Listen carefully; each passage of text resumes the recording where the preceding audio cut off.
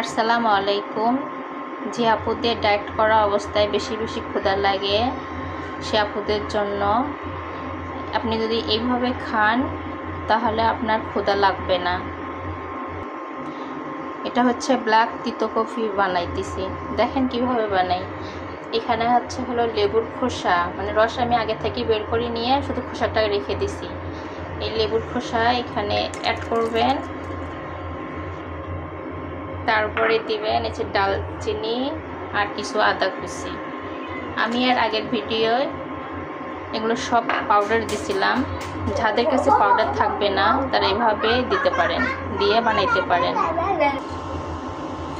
যে আপুদের মানে চেহারা অনুযায়ী পেট অনেক বড়, সে আপুরা এই ব্ল্যাক তিতো কফি খাইতে পারেন। তাহলে আপনার 7 দিনে আপনি ফলাফল বুঝতে পারবেন, আপনার পেট দ্রুত অনেক কমে যাবে। এইভাবে খাবেন, দেখবেন যে পেট অনেক কমে গেছে আপনার। আবার সিজারের পরে পেট অনেক বড় হয়ে যায়, সে আপুরাও খেতে পারেন।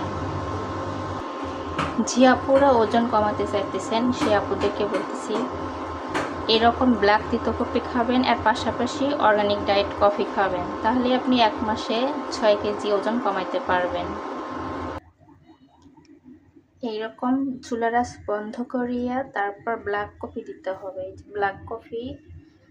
ব্ল্যাক কফি দেওয়ার সময় চুলার আঁচ বন্ধ থাকতে হবে। যদি চুলার আঁচ বন্ধ না করে দেন তাহলে তিতো লাগবে। এভাবে 1 চামচ দিবেন।